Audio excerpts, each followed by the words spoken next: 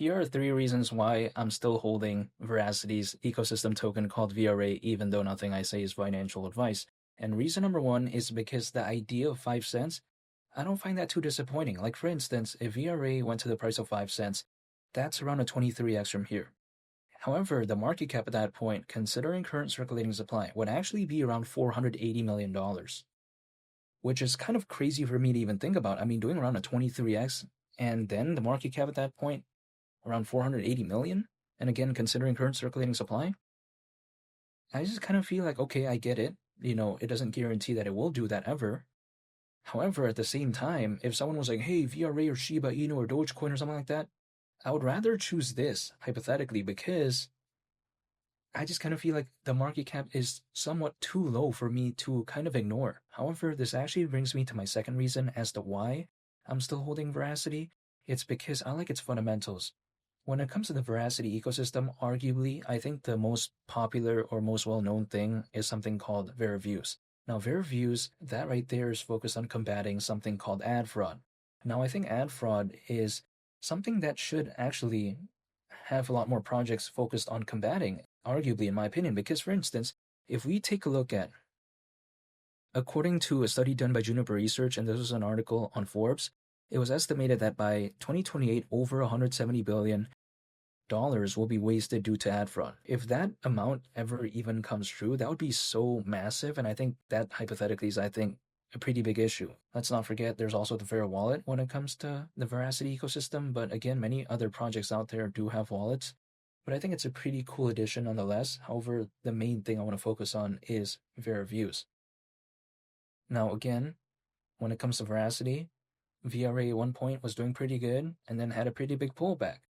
But if I do believe in a project, I like its fundamentals, and I don't see anything bad going on with the fundamentals of Veracity. It's not like when the price of VRA went down, the fundamentals became like 90% worse. It doesn't feel like that to me. So if the fundamentals, to me, still feels hypothetically pretty good, and then the price of VRA hypothetically is low, it's just not something I would want to ignore, even though I'm not telling anyone to do anything. This is just my personal perspective. So overall, I think Veracity doesn't lack in terms of fundamentals. I think it's pretty good, and I think it's actually trying to serve a pretty good purpose. And the third and final reason why I'm still holding VRA is because I've seen time and time again that usually, Bitcoin does pretty good, and then it's Ethereum, then some of the big caps, then some of the mid caps, and then it kind of trickles down. And VRA is kind of low in terms of market cap. So yes, Bitcoin and Ethereum hypothetically is doing very well right now. But if we kind of follow that basic order, maybe hypothetically, it's not maybe supposed to be the time yet for VRA anyways. Now, that's if it ever even does happen. However, if I take a look back in history, usually altcoins, as a worst case scenario, they typically peak around 18 months after a Bitcoin halving event. 18 months after the last Bitcoin halving event would actually mean around October this year. It doesn't mean that every single thing is going to do well at that time. And that's also based off history. Who knows what it's going to be this time around? But if anything, with the way altcoins are heading as of right now, and just kind of using that as more so of a rough benchmark, if let's say things kind of continue on near the end of this year, maybe if I see VRA maybe have that next leg up, it would not surprise me whatsoever. So I'm still holding, I'm still staying patient, and even if let's say I have to wait another 6 months or something like that, it's not something that I would be concerned about because I've been waiting a long time anyways.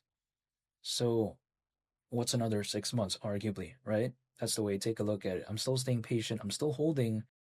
And for me, it's about dollar cost averaging, holding, waiting, and just preparing, as opposed to finding the exact moment in time. I'm just preparing for a moment in time in which VRA maybe has that next leg up, because I have no control over what the market does. I can draw some random triangles on a price chart, draw a falling wedge pattern. I don't think it's going to matter because the market's not going to care about that. So I'm still holding, still waiting. And that's about it. When I like a project, I just like to keep it simple like that and just hold, wait, and that's it. And those are 3 reasons why I'm still holding VRA. And feel free to subscribe if you enjoyed this video. I would greatly appreciate it. It's Willie the Captain, and I'll catch you all in the next one. I'm out. Peace. Bye.